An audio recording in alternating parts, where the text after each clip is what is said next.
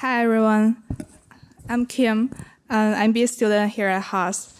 Before coming to Haas, I worked at the Central Bank of China, gaining a cross-sectional view of how financial system from the governance office, gaining a cross-sectional view of the financial system from the governance office to bond market regulation and tech credit policy. I later focused on green bond issuance, where I saw how capital can drive large-scale economic transition. But over time, I realized my interest in this place wasn't just professional, it was personal. I grew up in a rural village in the northern part of China, near the Russian border, where limited resources shape daily life. That experience shaped how I think about efficiency and sustainability. And perhaps that's why so many of us build careers in response to the challenges we grew up with, or the sparks that first moved us. For me, that path became finance, using capital and technology to expand access and strengthen infrastructure. When I first learned about Forrest's story, I saw a similar thread. He grew up in a log cabin in the woods of Washington, with only two TV stations. Both of them were Canadian. His aunt lived in a straw bale house that was powered by solar panels. Having worked on that house sparked his early curiosity about alternative energy. In high school, he built his first electric solar-powered vehicle for a competition at Western Washington University. He has never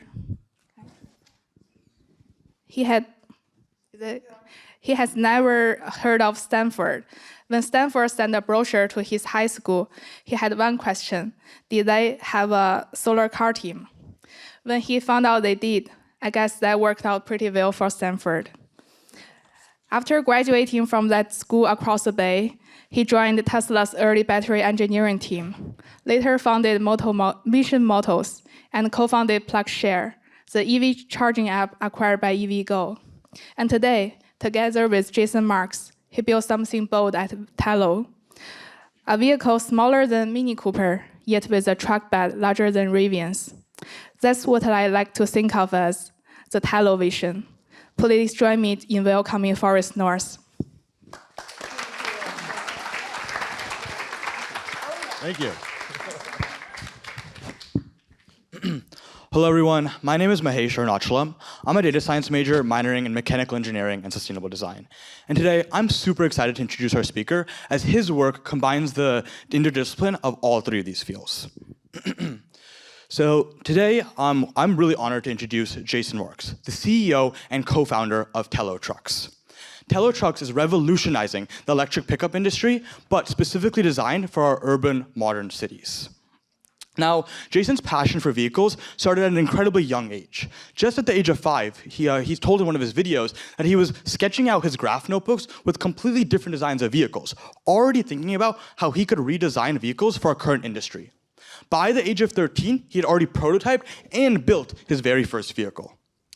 Jason inevitably went on to go study mechanical engineering at Columbia University, and then spent over a decade working in the automotive and autonomous vehicle industries. In fact, Jason was one of the first individuals to develop some of the radar and LiDAR chipsets used within the industry, and was also one of the first individuals to develop the driver-ready assistance programs and safety initiatives in major US automakers within the United States. Now Jason is taking this incredibly technical expertise to Telo Trucks, where they're completely rethinking a fundamental part of the US industry, pickup trucks. They're designing an electric pickup truck. However, it's not just any electric pickup truck. It's an electric pickup truck with the same capabilities of a normal pickup truck, but in a much smaller form factor, so it can be used in our current urban environments for weekend exploring and so much more. Jason is a great example of when deep technical expertise is joined with an entrepreneurial vision to develop something that can truly revolutionize our society. So I'm super excited to introduce Jason Marks, the CEO and co-founder of Telo Trucks.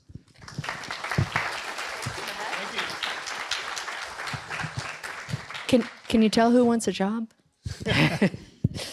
Thank you. That was awesome. You all have such lovely introductions. I asked these guys if before we start talking about them, they had any questions for you all, and they did. A couple of questions. Do you have a driver's license? And do you have an intention to get a car? Do you have a car?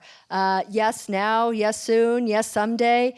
And interestingly enough, 79%, that's me taking a picture of it, do have a driver's license. Can you just raise your hand so I can just see if you have a driver's license? Oh, that's a lot. So much for what I thought was a hypothesis. Are you surprised? I am surprised, yeah. What about, who has a car right now? Oh, look, I'm surprised too. And someday. So these numbers, you're like, because of the audience, I'm surprised. The age. Yeah, I think we were curious with younger generation if they were as interested in driving as we were. When did you get your driver's licenses? So in Washington State, you could get your permit when you turn 15. Yeah. So I had my permit, but I couldn't drive a car without my parents in it. I would have your permit, but there was a loophole where I could also get my motorcycle permit at the same time. You don't have to have a parent in the motorcycle. So I drove my motorcycle to school every day when I was 15. Oh, that's pretty cool. Forrest, can you beat that? Same, but I actually drove 2 months before turning 15 because my mom got a cast on both feet, and we lived 30 miles out, just a single mom and me living out in the log cabin. And so she couldn't drive. So I literally had to drive like illegally to be able to get into town. Did you, I mean, they didn't give you a special dispensation? That's where the forgiveness started? Exactly. Yeah. I got it. The other thing that we asked is what you all think about, basically what's important to you all when you think about cars. And so I thought this cloud was pretty interesting and refreshing. So it's so fascinating, you all, what difference it makes for different generations, I think. I love seeing safety in there, comfort and reliability. And then what I don't see in here, I remember looking at it one time and it said German. I don't see speed. Acceleration? I don't see acceleration. That's exciting. It's kind of interesting. Yeah. Right now we're very focused on safety, so that's all of our time right now. Reliability too. Wow. Hold on, I have to keep looking. I like the horse. So Jason alluded to this, and I'm not sure if you're allowed to talk about it, but somebody who we've all maybe heard of is also suddenly interested in this car. I just thought I'd get it out of the way and ask you first. Yeah, as she's referring to a certain Truth Social post that was thrown throughout the media in December around how tiny trucks are amazing and they're coming to America and they can be electric and everything. And that was something Trump had posted. And it came as a big shock to us. We're like, what?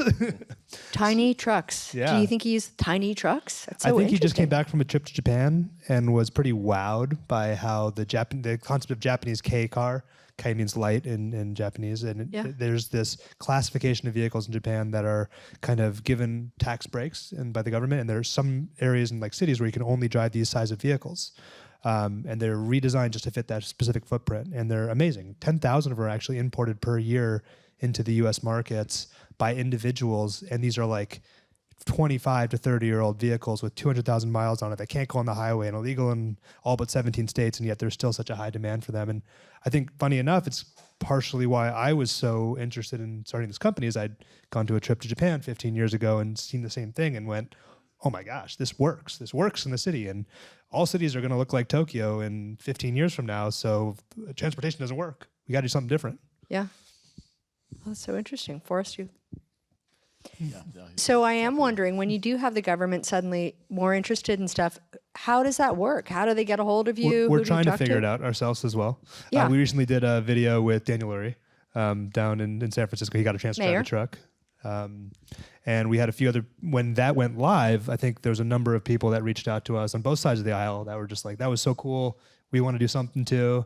And it's a new motion for us. We'd never thought of ourselves as anything involved with politics. We just want to build cool trucks. So it's something we're certainly trying to navigate too. I'm very punny, so I like the navigate. Well, let's leave that. Thank you for going into that a little bit. I just thought it was kind of fascinating how things can go from like useful to suddenly even more intriguing for different reasons. It would be great to hear how the two of it's the first time we've had this semester, co-founders. I would love to hear how you all first met. So we were introduced through a mutual friend back in 2018 because I had mentioned I wanted to build an electric vehicle company, and he's like, I know the guy that did all these electric vehicle companies, and he's the biggest name in electric motorcycles. And I'd gone out to I'd reached out to him, gone out to meet him in a little Airstream in a parking lot, and we both found out we pole vaulted at the same high school in Washington State, and then it was just kind of like, yeah, it was from there. Pole vaulters. Are there any pole vaulters here? There we go. What'd you jump? I do it here. I jumped 17.6. Damn. I don't want to say it. Wait, I thought you set a record. Yeah, but they're much better these days. I jumped 5 meters. Yeah. Wow. Columbia. Oh, maybe. I did it in high school. I did not do it in Did you? college. But I thought you Collegiate set a levels. record in high school. I didn't see you. No, no. Oh, you set the record. Oh, I love that. High school. But what did you jump in? I don't know. How do you say it? What did you vault in high school? Like 13.6 or something. Like Yeah. 5 feet shorter than this. Well, the technology has changed. No, it hasn't though. To be clear, Oh, it they've hasn't? just gotten that much better. Is that right? Yes. Is that true? Absolutely. Oh, that's actually fascinating too. So, Forrest, when you look at that chart with your journeys, your journey starts earlier because you had a couple more years under your belt, and you'd worked with a lot more people. Curious, when you were listening to Jason, who was interested possibly in starting a company, were there things that you were looking for from your experience or red flags that you were concerned about? Not that you saw anything in Jason, but I'm kind of interested for all of us, like how should we think about if we're maybe going to found a company with someone? It is a really difficult decision, and it's a really hard thing to find a good co-founder.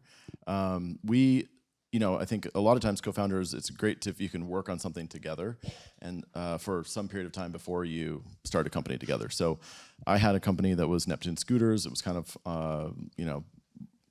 towards the tail end of its life, and he wanted to build an electric motorcycle. So we kind of worked on that together for, I don't know how many months before we Years. pivoted. A year. Years. No, Yeah. almost 4 years. 3 years. It And was through COVID, remember? Obviously, that's the craziest part of it. obviously, it was longer for you than for you, which is also interesting. It Didn't should seem be like that short. long. So that was a lot. That was It went by so fast. It went by so fast. Yeah. It was fun. We were doing fun stuff, and so I don't know. I know at what point we converted to the new company. How does Was it one? after 3 March years? of 2022. After 3 You years, gave me a call and you're like, do you want to take this thing over full time? And I said, let me talk to my wife. And I called you back. I'm like, I'll do it if you're my co-founder. And you go, let me talk to my wife. So your partnership came before the company. yeah. So we had worked together enough to know each other well, and we'd gone through COVID. So, it was. I would say like you're looking for someone who has enough similarities to you, but enough differences in the things that you aren't good at.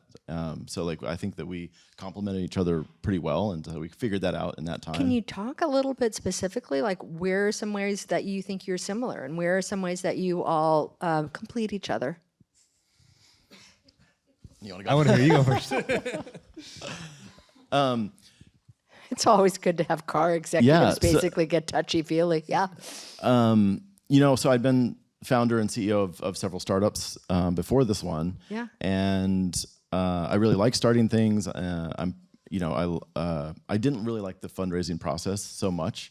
I liked more of the engineering and other parts of startup. Yeah. And it just takes a lot of drive to really push through all these barriers. And Jason really has like a strong drive. And I think that really complemented my personality well. And so It's so interesting that you're not looking for skills that are complementary, but traits.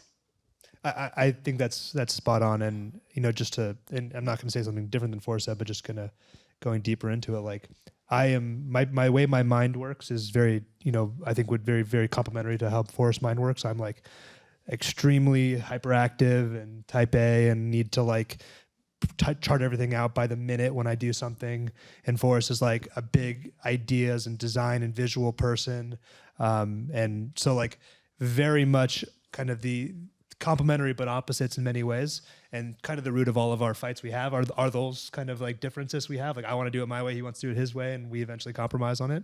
You know I want to talk about your fights later. Yeah, I mean, but the fights aren't bad because it's usually like, okay, well, this isn't productive. How do we get to this where we really want to be? But I think that it's really important that you define your roles in a company early on, and it was very clear that like I can run the process. I was in sales for a decade alongside engineering, and I know how that process works, and I can run that down. And so it was very clearly something that I was going to be in charge of. Yeah. And it was very clearly that Forrest brought to the table some incredible expertise in battery engineering that was going to be core to the IP of our vehicle, and he was going to run that down. So it's so interesting because the other two engineers I know who started a car company are Mark and Martin for Tesla, and both of them are invested in you all as well. But you have a third person who you also are working with, and it's Eve Bahar. It's Eve? Eve, yeah. Bahar. Eve Bar. Yeah.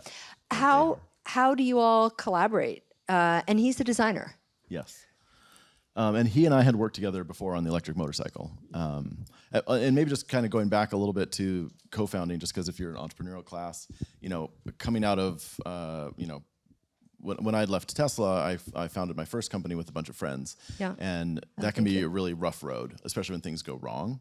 And I think then the next startup that I founded was with someone that really matched with traits again, and that's where it really worked well. That was PlugShare. And so that's what, I kind of learned from that, and I kept going that direction. Yeah. It's not to say don't be friends. Be friends with your. But sometimes bringing it, if you've been friends for a long time, it can really put a strain on if you have a long time friendship. And so I wouldn't recommend that. Nobody recommended that to me as well. But sometimes you have to found a company with who you can found a company with. So Yeah, true. I mean, some people say do found it with friends, but, so you never know. But I think that having complementary traits is actually some kind of a secret. And it seems like you all had that also with the design person. Yeah. So Eve, I had worked with Eve before, and it had been, a more of a, we were both younger, and it was, that project was really intense, the electric motorcycle project. We launched on the stage of TED in 2009. That's funny. It was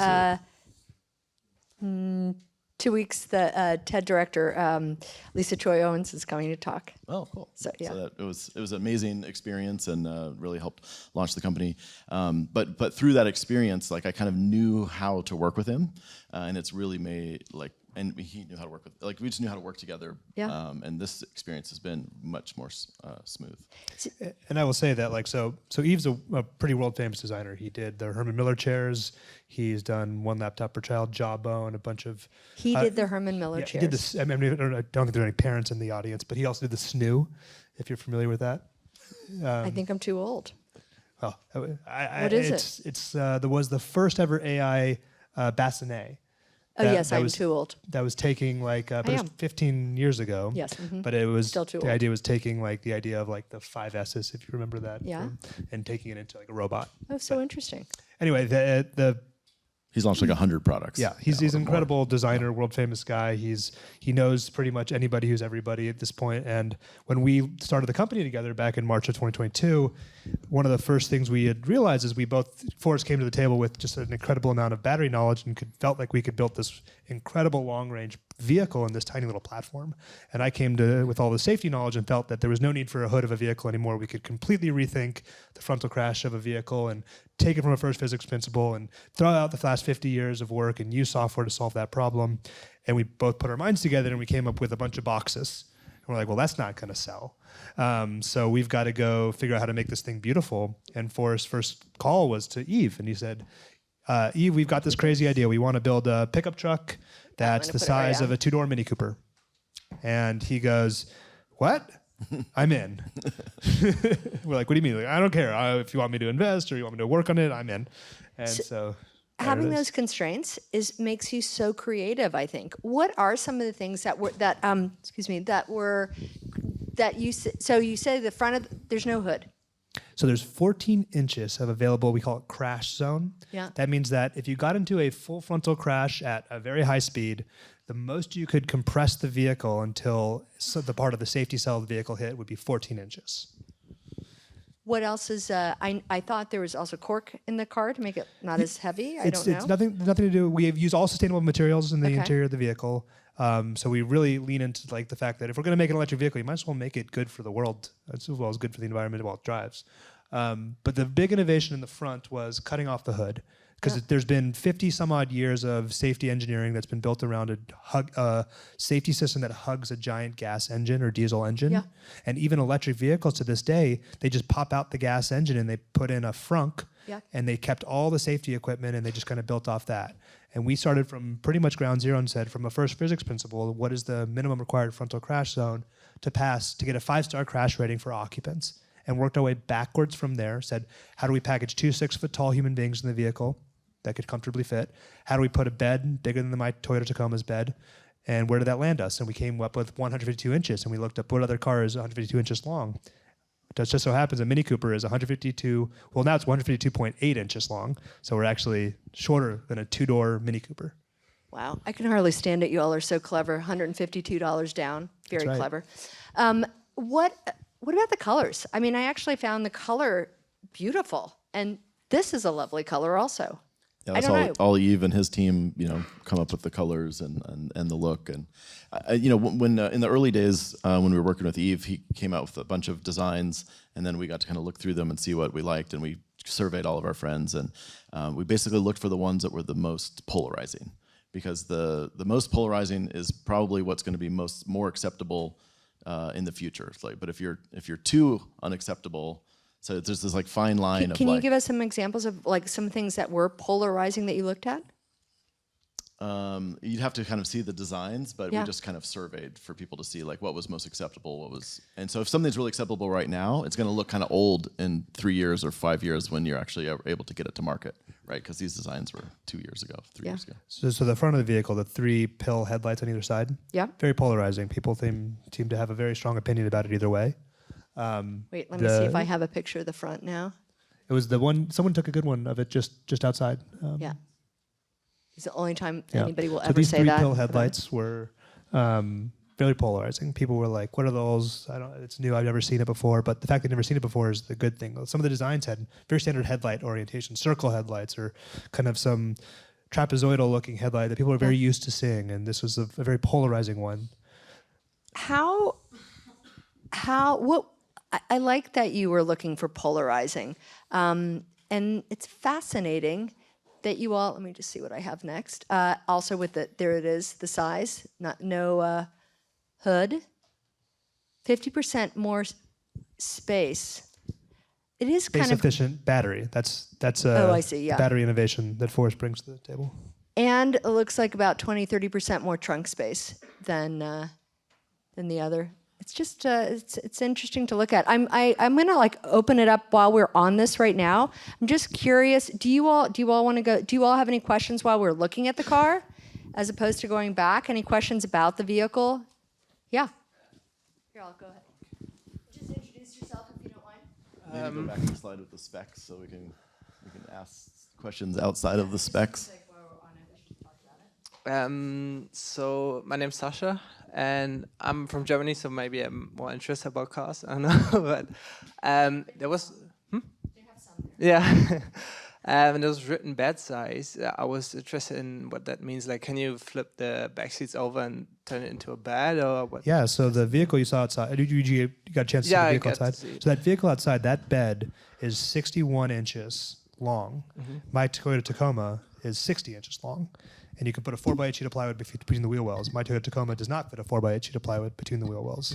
But that's just with the bed in its normal position. We actually have a pretty innovative system that some other cars call a mid-gate, but we actually have a pretty integrated system that allows you to put this second row of seats down flat into the vehicle, either in a 60 partition, a 40 partition, or all of it. And that allows you to have up to a full 4x8 sheet of plywood in the vehicle with the tailgate up, and a pad driver and a passenger in it. And do you also plan on only really kind of selling these types of cars, or also with maybe the trunk kind of with a roof or like a cabrio? We'll have an integrated topper, whether it's a tonneau cover, so flat across the bed, or a camper shell. that goes in kind of, so you could actually, like I have a giant dog that sits in the back of my truck. So exactly, a camper shell with some heating and ventilation back there. You could have your dog in there. You could camp and sleep overnight in the back of your truck, no problem. Absolutely. Okay. While we have the specs up, any other questions? And we can put them back up again, yeah? I was just gonna ask, there's a lot of people that take pride in like the style of their car. So how do you push that cultural shift, especially when it is a little bit of a different style and you're trying to like meet that threshold of getting people to accommodate something that's new? And then also if you could elaborate a little bit more on the safety part of the front. Yeah, I mean, so far we have about 20,000 pre-orders, so we have enough people that like it to move forward. I think one of the design elements of this vehicle that Yves he's such a unique and strong designer, and so he was able to come up with a design that's kind of away from what the typical truck would look like. And if you look at most trucks and most other vehicles nowadays, they have a lot of tension throughout them. Like they look like a Jaguar that's like about to pounce. And so it kind of feels like if everything looks like that, then it doesn't really, it's this weird like stressed out look. And he took it back and made it a much more modern, minimalist design. And I think it actually kind of has more of an ease and a stress-free nature about it. I think that's one of the things that we were looking for. So it's not going to resonate with everyone. There are certainly some people that are going to want the big truck with all the tension, but we really want something easy to move and around in the city.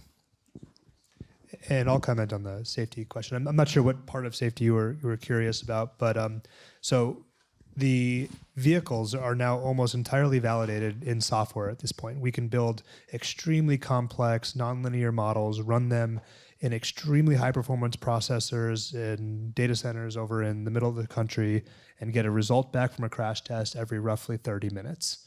Fully automated, we can make changes over time. So we've run hundreds, if not thousands now, of crash tests on our vehicle to validate that we've actually got a vehicle that will make a 5-star crash safe vehicle.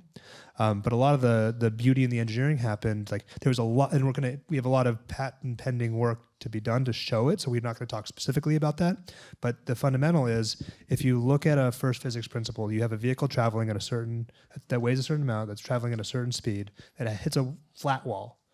Maybe let's say 35 mile an hour hits a frontal flat wall. How much energy has to be dissipated in what space of time to create a certain amount of change in acceleration that the occupants endure? And how do you optimize for that engineering problem?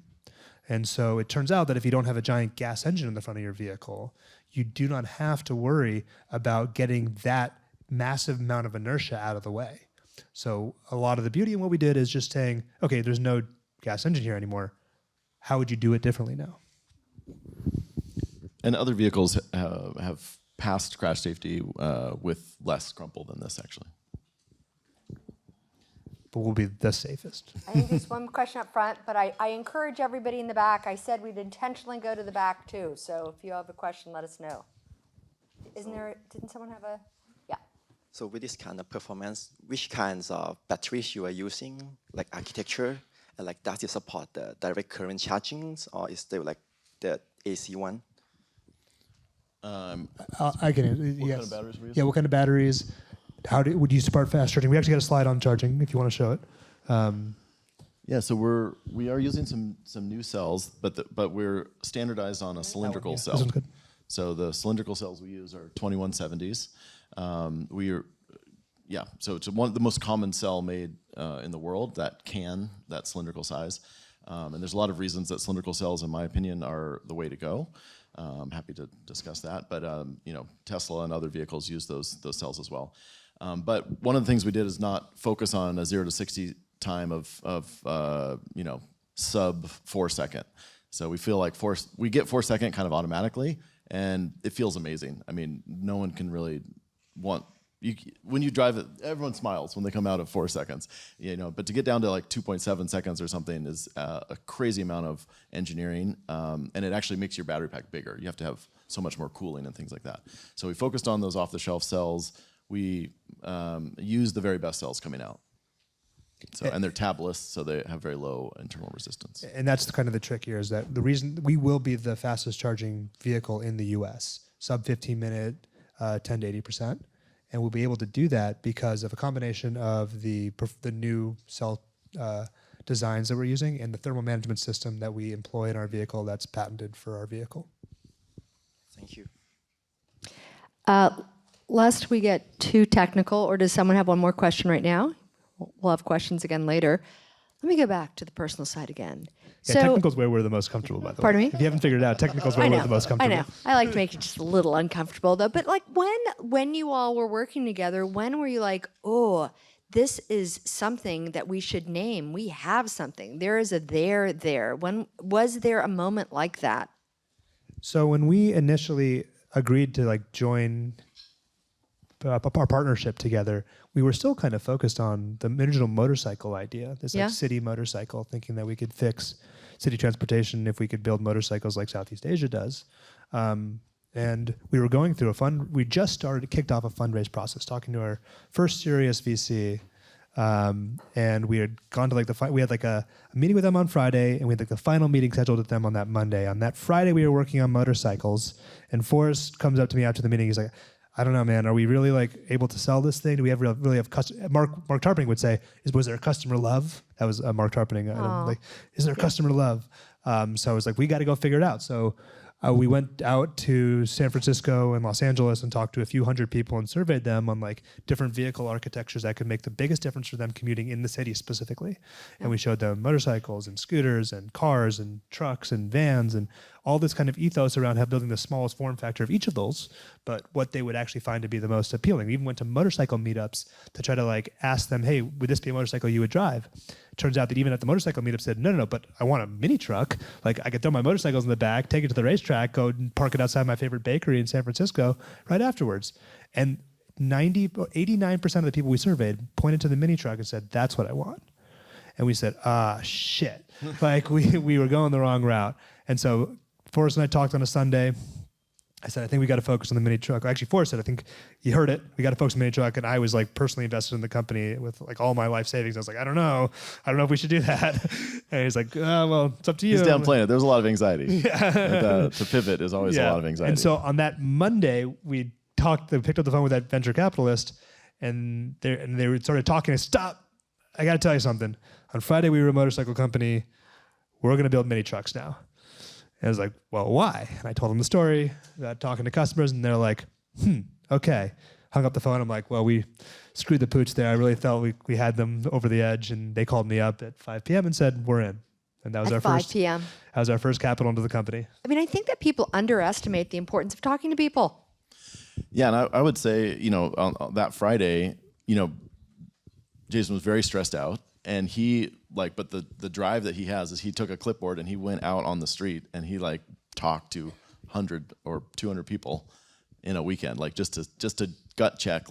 Can you tell us what do you ask? Yeah, I mean it's kind of we talked about this before the presentation, but I'd been in the sales engineering role for so long, and I think one of the most underrated kind of parts of being an entrepreneur is that you have a lot of anxiety around the conversations you have, especially in today's day and age where everything is very much online. Like talking to someone in person is an anxiety-ridden activity, but the truth is we're humans, and talking to people is in our nature, and so people don't, even though there's anxiety to go do it, usually once you've engaged in the conversation, it's very good. Both people enjoy that conversation. So even just putting myself in a position where I could start the conversation, going to a motorcycle meetup with my motorcycle, and now I've got it in, I can go talk. Going to the gym, getting a workout in, pulling people aside as we're working out. Hey, I've got this idea. Tell me about it. Talking to people in my building as I walk in the elevator. It was just having that on hand, and it wasn't a clipboard. It was my phone that I was taking notes on. But it was still I could take the notes very quickly and kind of get my survey going, and I could send a survey link out if they were like, "Oh, I'm in a rush." Here, just take that survey link, and I got the data back pretty quickly. So it's really about just going, and a lot of times entrepreneurship's about just going and doing it. Yeah. We like to joke that I've raised probably $1 million at the gym. I've raised probably $500K sitting next to people on airplanes. So is Forrest. a lot of I've raised even probably, like on Southwest in the back seats, I've raised money. I raised money at the dog park. You just never know who's never going to be know. around you. And I do this, I have another class where we talk about connection. It makes people happier to connect than not to connect. You might think that you're wasting someone's time, but you're not. So that's fascinating. So what is the most unusual place you've raised money? Southwest sounds interesting. I'll tell you my story. So I was at one of my friend actually works for the company now, but I was at her birthday party, and we had gone to Smuggler's Cove, which is like a rum bar in San Francisco, probably the biggest collection of rum in the West Coast, I believe. I'm not sure if that's still true. And there's this, I was sitting there, and there's this gentleman that sitting right at front of the bar with a bunch of nice bottles of rum kind of up in front of him. I don't know the age group of this class. Maybe I shouldn't be talking about this, but he had a bunch of really nice rum. So I walked up and I'm like, oh, what are you drinking? He's like, oh, this was from, Barbados, and here's from Nicaragua. And I'm like, oh, tell me more. Where are they from? Like, I'm into whiskey. I don't really know rum that well, but I'd love to learn. He's like, oh, sit next to me, have a chat. And so we sat down. We started pouring me glasses of his private collection of rum at Smuggler's Cove. What do you do? Oh, I'm working on a startup building electric mini trucks. Oh, I love mini trucks. Just came back from Japan. Let me go check it out. This guy, turns out he was one of the first engineers at Uber. And he has the largest horse farm in all of California. We actually and he ended up a week later putting the third angel check into the company. Wow. Forrest, anything like that? I raised money at a poker table once. Like the investor asked me to come meet him there. He was a gambler, and he had he was just gambling all the time. And so he said, come meet me at the table. So he was gambling, and I was pitching to him while he was gambling. You weren't gambling. I was not gambling. I guess you kind of were gambling. And he invested, yeah. So he That's invested at the fascinating. table. I mean, you all enjoy hanging out with each other. And I'd asked you all when we were talking kind of in preparation, since we have two of you here, things can't always be rosy.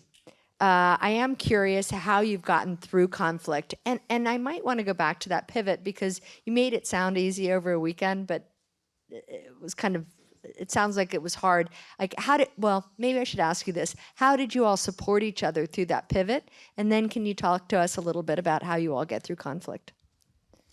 Well, I think that pivot, it had been in the back of my mind, like kind of a nagging, thing, and probably in Jason's as well. I don't know if we had talked about it that much before that weekend, but I'm sure we had talked about it a little bit.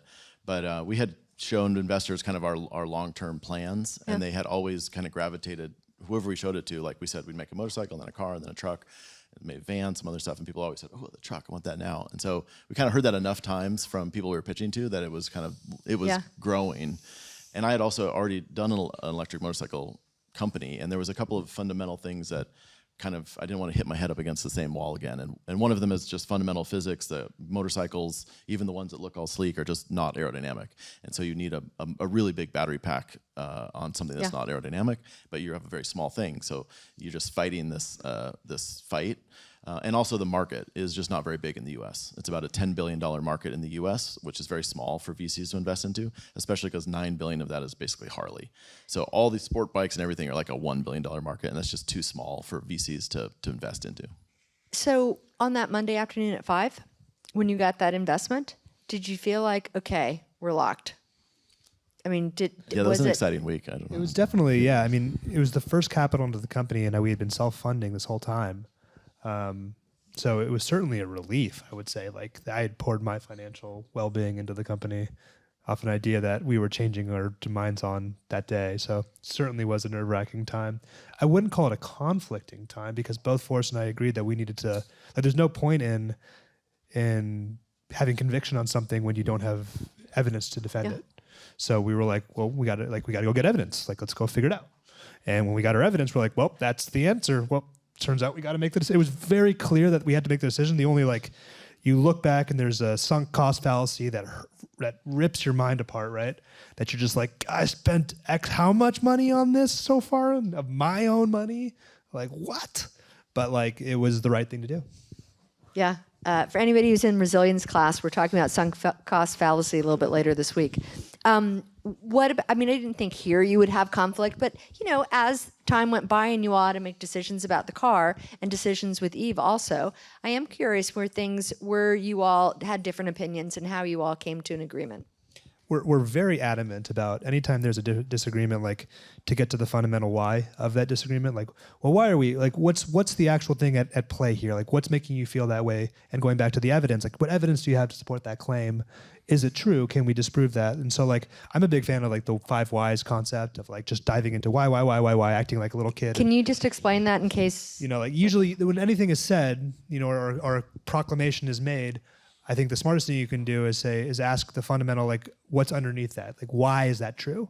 Or why is that the case? And then usually there's an answer that's another proclamation, and you have to ask why and get to the lower levels. So you're kind of peeling the onions of what's the fundamental truth that we're trying to get to. How do you get down to, like Rene Descartes would say, how do you get down to 2 + 2 = 4? Yeah.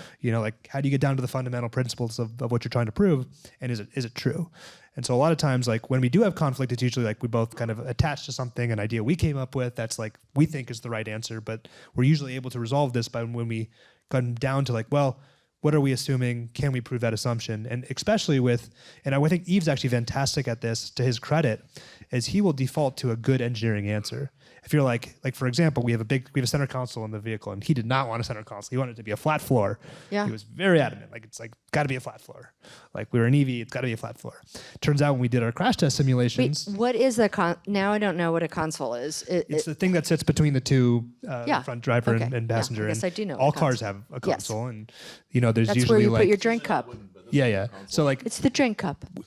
Eve really wanted there to be a flat floor here. And turns out that in order to pass crash safety based on our simulations, we needed a supporting structure that went from the front of the vehicle to the rails that attach the seats. And it had to be a straight line because of physics. And we went back to him and said, hey, we would have loved to have a floor. I think it's a beautiful design, but physics dictates that we have to have this thing. He's like, okay, we'll change it. You all have a lot of principles that you've stated as you've started the company in the beginning. Like, 152 inches was the big one. 152 inches. I get our Eve loves to mess with me on this one. He's like, I got a great answer. We'll just make it half an inch longer. I'm like, I will kill you. 152 inches. What I love the pole vaulter part also. Yeah. You'll like this. One of our first principles in our company is run fast, jump high. What is it about first principles? Have you always, like, first principles, you're very first principles driven. I think that's important as entrepreneurs are starting out. You can't argue with them. So, like, the best thing you can do is set up a culture. This is all about a culture in your company. People talk about culture and they hate, like, they're almost like it's fluffy, it's silly, it's not something to talk about. Like, but really culture means like what do you stand on? What are your ethics and what are your principles? And so that's really how we've developed our company. We hire. And I'm going to, obviously, some of you may interview for our company in the future, so I'll give you a little hint on how to do it. But when we hire for our company, we want to hear. We won't even hire somebody unless they offer that they believe that they're building their future vehicle. So we will not even even no matter how good of engineer or operator that they are, if they don't say, hey, this is my future vehicle, I want to be a part of building this, I want to work on it day in, day out, we won't make the offer. Forrest, anything you want to add to that? No, I think that's a great one. I mean, it's what I experienced at Tesla in the early days. Everyone at Tesla in the very early days was super passionate about building electric vehicles. Like, they wanted to save the world. They wanted to make something to push that forward. And we have most of our folks are EV interested or excited, but some are also just like interested in various parts of car culture, like racing or camping or old EVs, or like people have some kind of fascination, and that brings some variety to the culture. But I would agree everything with what Jason said. I want to leave plenty of time for student questions. So often we'll close our portion with what might you have told your 20-year-old self. Forrest, do you want to go first? I would probably have told my 20-year-old self to start your own company sooner. So I think I've I have this thing where I think one of the more dangerous things is listening to like unimpeachably good advice. There's a lot of unimpeachably good advice that parents and teachers give kids. Go get a job, like go work someplace first before you start a company. Like there's just, it's endless of like things that actually, no one's gonna get mad at you for making that advice. But then as you go through life, like the people that in my life looking back, the people that took risks early have seen much greater rewards because not many people take risks. So, like, and I'm not talking about risks like, drugs or, terrible lifestyle, but the risk of, putting yourself out there to something that you want to do. Like if you want to do something, you should start taking shots at the goal. You're going to fail, but you got to start failing because that's how you're going to learn how to succeed. That's what I would have told myself. Yeah, I mean, I 100% agree with what Forrest just said. I also, for me and my 20-year-old self, like I would actually probably tell my 18-year-old self, I was probably in a similar position to a lot of people, especially the undergrads in the audience, where I was a pretty good high school student, got into a good university. I was, I was on a track teams, and I was Good enough. Yeah, right. And I was like, that was the goal. That was the goal all through childhood of just like get into a great university. Like you did it. You made it. And I didn't take college all that seriously. Not that you have to like necessarily be heads down and studying all the time, which I think everyone should have a life balance, but like find the right people to associate yourself with, really talk to your professors, spend time with them, understand like the big problems of the world that they're trying to solve and really get involved there. I feel like my life kind of like my passion in like the project I was working on that I was introduced about, like working on building vehicles from scratch and redesigning transportation, it almost like paused in like from when I was 18 years old till I was like 26 years old. Wow. And I really kind of looking back on that, I really wish I had taken the opportunity to dive headfirst into that I knew was my passion, and not just be like, okay, I made it into the good school, I got good grades, and I'm gonna get a good job, and now my life's already figured out. I would have really taken that risk and really spent the time and effort to spend that time there. And I would tell all young people to do that yourselves as well. Like find people that are working on really interesting projects, either your fellow students, other professors, adjunct professors, researchers, whatever and just associate yourself with them and get involved in those projects and go get creative and solve those problems. I know I said it was last question, but I am curious listening to both of you. What do you all do to relax? So that's a great question. I just hang out with my family, but I have a hot tub. I spend a lot of time in the hot tub, actually. Enough said. So me and my wife met on the U.S. weightlifting team. After I pole vaulted, I wasn't that good at pole vaulter, obviously. But I was very good at weightlifting, and so I was on the U.S. national team there, and I met my wife there. And to this day, like, we don't compete anymore, which is actually fantastic. When you do a sport, you're like that's really serious, and like you're like really into it, and you're so intense, and you have to like follow this meticulous diet, a meticulous training plan, and then you kind of like resolve yourself to be like, I'm done with that level of competition, and you go, okay, now, but I really enjoyed that.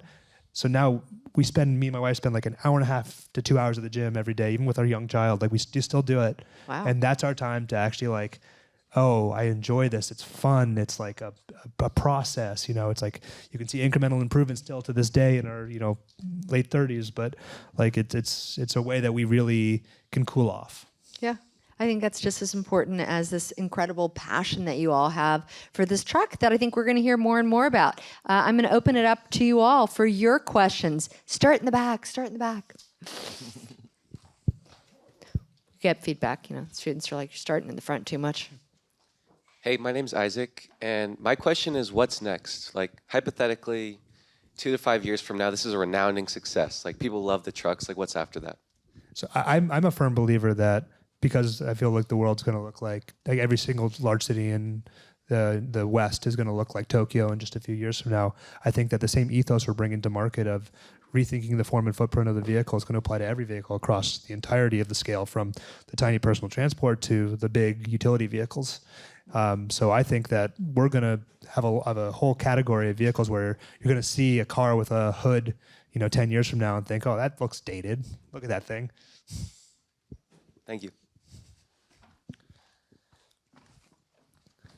Oh, can we get them faster over there?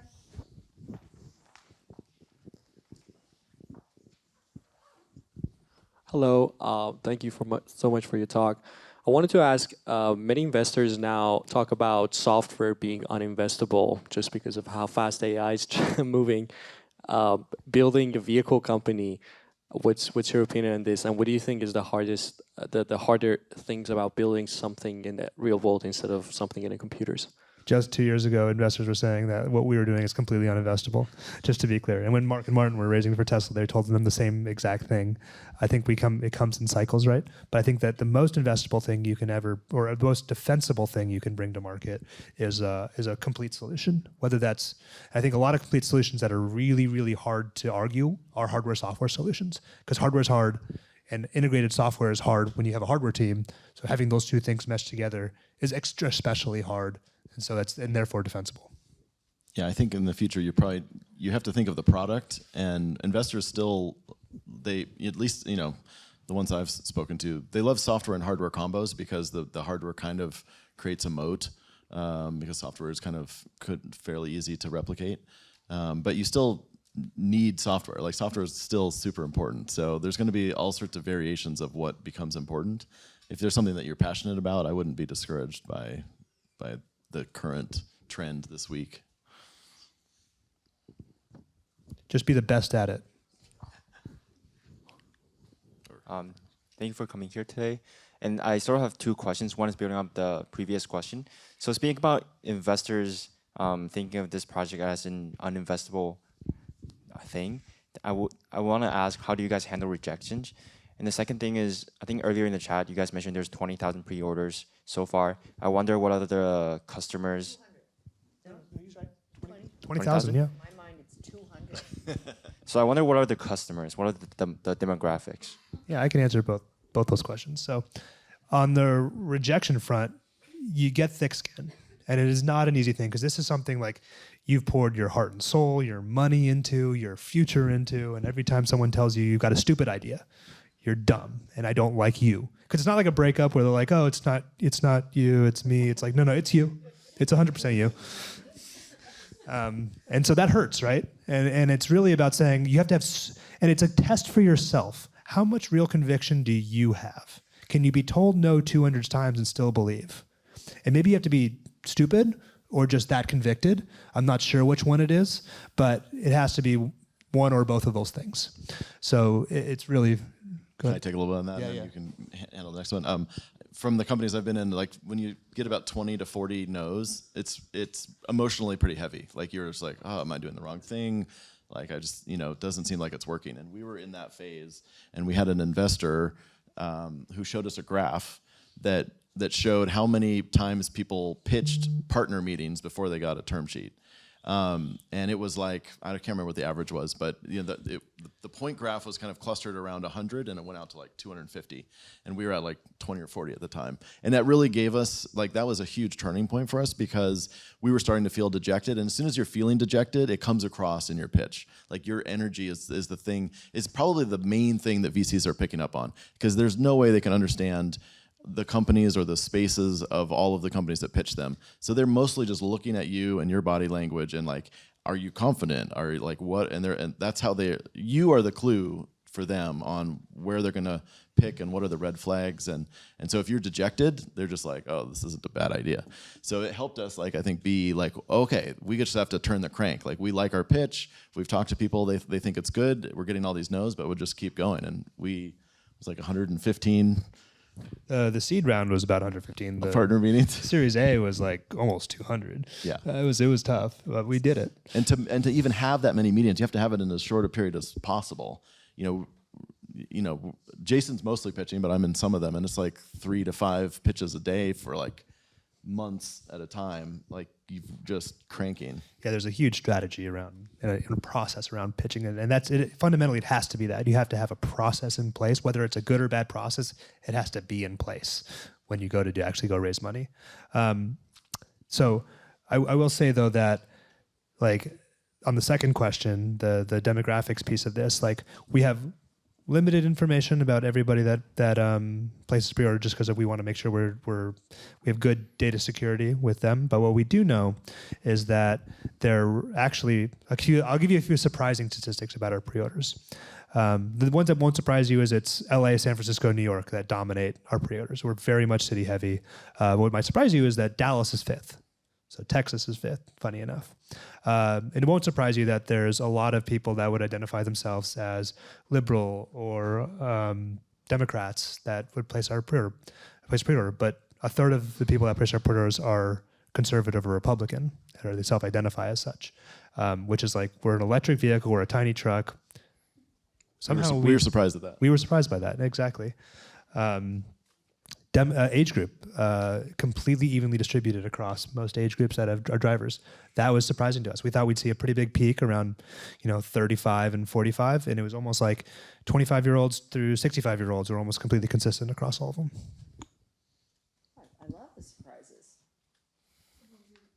So do you have plan to like go beyond the US borders to like go to internationals? And like if you have so, do you have like plan to like compete with maybe cheaper, smaller Chinese EV vehicles where there's not here, but like in the global market, there's like flood of them? Absolutely, we absolutely plan to expand. And one of the things is this is our beachhead product, right? It's a wow factor. We can do a crew cab pickup truck with 500 horsepower and carry as much as a F-150 in the footprint of a two-door Mini Cooper.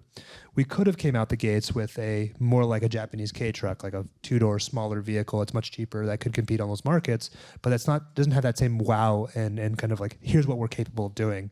So the truth is, it's easier to bring a vehicle to market in the US.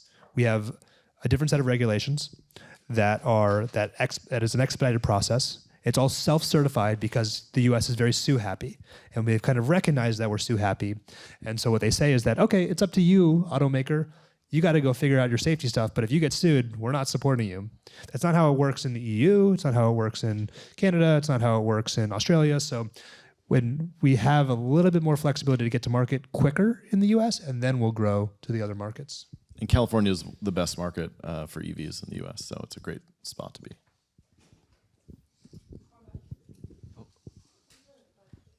Whoever's next, ask a question. Oh, hi, I'm Paul. You guys probably know the statistics that like pretty much every US car automaker has gone bankrupt, except for like Ford and Tesla was pretty close. Ford's gone bankrupt. Ford hasn't. GM's gone bankrupt, yeah. Yeah, like GM has gone bankrupt. So my question is like, going into the industry when you first started, what was your mindset towards it, knowing the statistics, and what has been your biggest challenge so far? We call it the graveyard of EV companies. There's something very consistent with the graveyard of electric vehicle companies, especially in the last 20 years. They've all raised over $500 million, between $500 million and $6 billion, and they've all gone out the gates to try to get to high volume manufacturing without doing the fundamental principles of engineering a good vehicle, getting to unit profitability on that vehicle, and then growing from there. The one company that you mentioned, Tesla, they didn't build 100,000 vehicles out of the gates. They built 2,400 Roadsters. They sold 2,400 Roadsters, and they made a profit at the end of that. And that is the exact same thing we're looking to do. Yeah, I often say, and I think this is useful for entrepreneurs, like if companies that raise a ton of money, they get really good at spending money. And that's not a very useful skill for when there's a downturn. So if you start off scrappy, you have a lot of advantages because you have that ability to be scrappy. Even if you get money later, and if something happens, you can go back to being scrappy. Another one of our rules is like anything that ever costs over just $10,000. Then you imagine we've raised $30 million, but everything that costs over $10,000, you have to do at least one round of negotiations for. So like even our engineers who are buying software, a software product that's like $12,000, we're like, nope, come back to me after you negotiate it down to $10,000 and we'll pay for it. And they get really good at that. And it's a source of pride. They like tell each other like, I got $500 off this thing. Well, I got $1,000 off this thing. And like it just becomes part of the ethos, and we celebrate it and we cheer for it at the meetings. So I feel like capital efficiency is something that was actually very highly valued during our fundraise. People were like, they walked into our company before we'd raised our Series A, we'd raised only $6 million and we had 2 functional prototype vehicles. And they went, that's not possible. I don't believe it. Like, who's funding this in the background? But we said, no, we have this extremely strong ethos of capital efficiency, and here's how we think about it. And they go, well, how much did Tesla spend? And Mark will tell you, we spent $60 million to get to that same spot. Rivian spent $150 million to get to that same spot. This is how we think about the whole company. It's got to be a capital efficiency first company. Wow. And in the early days at Tesla, I mean, one of the things that investors would come through and they would be impressed with is that we would have built our own test setups instead of buying some expensive equipment. And it often is back to first principles. It's like, I want to test this at 1200 amps, and the sooner I can do that, the sooner I can have the decision that this is made and I can move on to the next thing. So I'm going to rig up some crazy thing and charge 1200 amps as opposed to ordering some equipment, and then that equipment sits around because I only need to do it like once or twice. So it's like, being scrappy. I can tell you, he's done it in our facilities, 1200 amps from our battery pack in a very scrappy situation, and I did not want to be anywhere near it. Over here. Thanks so much for coming and talking today. It's very clear that both of you have a lot of success with fundraising, with the stories of the dog park and the back of the Southwest flight. I'm curious how you decided which of you was going to be the main person fundraising, and then also if you could talk a little bit more about whether or not you feel like that process was successful, like what your method was in terms of like spreadsheet keeping and such. Unless I missed it. Yeah. I don't know if we made a no, I was told. You told me. Told, yeah, okay, you said. I forgot. Actually, the end of that He's story better where at it, so. the end of the story where I was like, I'll call my wife and I'll talk to my wife. He goes, hey, if you're my co-founder, just talk to my wife. He comes back and says, as long as I'm not fundraising, I'm in. So I was like, okay, well, I guess I have my job. So I was from day one. But it was very clear, like I had sales background. I kind of understood. I had a semblance of a process, which I was really bad at in the beginning. Everyone says like, you get a lot of advice from people that are massively successful fundraisers. And sometimes that's the worst advice you can get, because they give you this advice because they've got they were the CEO of Amazon and they're like, oh, so easy to run raise. I just called up my friend Jeff and he gave me $700 million. It was great. I was like, well, I don't have that lever to pull. And then they'll tell you like, oh, I invented the first ever microchip and I just wanted to raise money. Like, okay, that's you. That's not me. I can't do that. So what really it comes down to is, first off, you have to like really nail your story. You have to really make sure you spend time and effort and you practice your story. You practice it with people that are not going to be in that fundraising round at the beginning, so they really give you unadulterated feedback. Not your friends, people that have no interest in you or maybe even don't like you. They would give you good feedback on what's not working. So your storytelling is the most important part of fundraising, par nothing. You could have a terrible process, but a really great storyteller, you'll still raise money. On the process side of things, the thing I always recommend is that the only real strong way to raise money is to get referrals into venture capitalists, partners, or at least principal level, not the low levels, principals or partners. Try to get the partners and stage all those referral intros the same week. So you have like, we say, okay, this first batch is going to be 50 referral intros to this VC on March 7th, right? So I'm going to send out my emails to all of my founder friends who are going to give me the intros to their VCs that they've raised money on, that they like, on this day. So it's all going to go out the same day. And in that email, you're going to find your founder friends that have raised money in the last 9 months and still on good terms with VCs. And those founder friends have to believe in your product, because if they don't, the same thing about conviction, if they don't believe in your product, they won't make a good referral. So they have to actually believe in what you're building, and they have to have raised money in the last roughly 12 months, likely 6 months, and be on good terms with that VC, and they'll make a fantastic referral. That VC will 100% take that meeting. So that's how you find that intro path, and then you have to stack those. So that first week's going to be 50. It's going to be your kind of tier 3, tier 2 VCs. That next week's going to be the next 50, and that's going to be your tier 2, tier 1 VCs, and the next week's going to be 50. There's going to be your tier 1s. And you're just going to slate those all right after each other, and you're going to just stack the meetings. Boom, boom, boom, boom, boom, right after another, and making sure you're following up directly after the meeting. Boom, done. It's off the plate. Move on to the next one. And then don't like you should follow up maybe once a week and a half later if they don't respond, but then ignore. Like, it's not worth it to pester them. It's because they're not interested. The VCs that are interested bite. They bite quick. They bite fast. They come at you with questions, and that's how you know that you're going to get some momentum going. So basically, have a buffer of VCs that you'd think are going to be no's and practice on them first. I don't know if you caught that, but like the tier 1s were towards the end of that. Yeah. No one's ever told us this, so thank you. And I think another thing that Jason alluded to is just that personal connections are the number one. But if you're starting out, you don't have those. a good way to start, and how I started was through incubators, or not necessarily incubator, but like a business plan competition. So my first company we entered it into the California Clean Tech Open, which I think is now just called the Clean Tech Open, but I think it's still going on. And it's there's many business plan competitions, Y Combinator, all of those.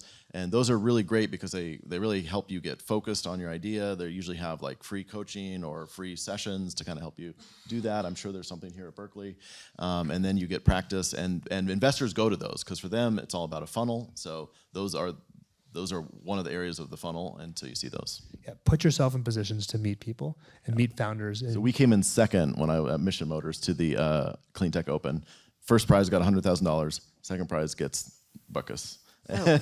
So we're just, SOL. But because of that, within a week we raised money because investors saw us and they're like, "Oh, I think you guys should have won. I really liked what you're doing, and you want to go on a hike with us?" So we went on a hike with these investors. We actually all got lost, and then they invested. So. They were so interested, and we were talking to each other. We literally got lost. Oh, that's also quite interesting. So I think we can take one more question officially from the audience, but I think you all will be here, and I know we'll have people come up afterwards. But let's go to our last question. I'll post our feedback poll, and we'll take it from there. One last question. Are there? Hi. So Jason, you told me that you guys spent $0 on marketing and everything was grassroots. So I was wondering, like, in order to get those like initial reporters and stuff like that, was that all your personal connections, or how did you go about like developing that grassroots methodology? Yeah, I wouldn't say the number is actually truly zero. The way that we started is that through Yves Bahar, he had a team of people that kind of like knows a bunch of reporters and introduced a bunch of reporters, and he himself personally published on Instagram when we launched the company. And then Kelly Slater, who probably you guys don't even know, but Kelly Slater is like the most famous surfer in the world from our generation, but posted on Instagram, and it kind of took viral pickup. Then Joe Rogan talked about it in his thing, and then we got pickup from a number of other people that's like, "Hey, I want to go ride the truck. I want to see the truck." And this really famous old man. Yeah. Yeah, that was a major part of bringing on Eve, and I would say just in general, like design doesn't matter as much as having someone who's willing to stand up in front of the world and say, "I'm the best designer in the world, and this is my best product, and you should believe this is beautiful design," and like say that at every conference and everything they go to, to support the design from that kind of standpoint. It's not just the design; it's like that whole package. Yeah. So it brings that. You really can't undervalue that, and I think that's something that I learned, as well. Is like everyone looks for social proof, and social proof is what really gives you, like, you asked about somebody asked in the back here about like design, how do you get people interested in this when they're used to a different type of design? Well, the social proof part is it. People look towards others and said, "I love this design," and then you hear that enough and you kind of get convinced, and you think you have your own opinions about things, but we're all very much a social community. So I have a secret on there as well that I just wanted to share, which is that and you'll get a lot of VCs or investors that'll say PR is dead, don't use PR, and then our designer, for example, is like a big fan of using PR firms. What we have found is that PR firms are great for like 2 or 3 months right before you launch something. They really do help you like kick it out there. And after you go through that experience, like, they can do some kind of like marketing training and stuff with you as well that helps you sell to journalists. After you go through that, you kind of realize, okay, there's nothing that you read or see in the world that someone hasn't like paid to make sure you see or read. It's a little interesting. Yeah. But then after that, we spent like quite a bit of time researching like what is our strategy going to be, and we interviewed a bunch of companies in LA. I had some friends there that introduced me to people, and they kept telling me that the way to get content is to make your own content. So the way to collaborate with other content creators, make your own content, make it on a repeatable basis. Do it yourself or have a friend that can do it. Put something out every week, every 2 weeks. And then when you're kind of regularly putting out content creators now see you as a reliable collaborator. They will come to you and say, "Can we do something together?" And now they get part of your community, and you get part of their community. So all of those early content creators came to us, Jay Leno, Doug DeMura, Zach. Forrest Jones. Yeah. Jerry Rig Everything. And that was probably in big part because we had gotten some PR, but also because we were creating our own in-house content. So the only money that we really spent on media is making our own content. I think that social proof is incredibly important. And this is Jay Leno, who not only was probably had the Tonight Show when it was second most popular that it ever was, because I am that old, but he's also a huge car fanatic. So having him on there, Jay Leno, I mean, you can tell he's got that big old chin, is quite interesting. And in terms of social proof, it is not that I saw Telo in any kind of marketing. I have the fortune to sometimes talk to Martin Eberhard and Mark Tarpenning, who co-founded Tesla. And they said, you got to talk to these guys. They need to talk to your class. So that also was social proof for me. So it has been really enlightening to hear from you all. A huge round of applause. Thank you for being here.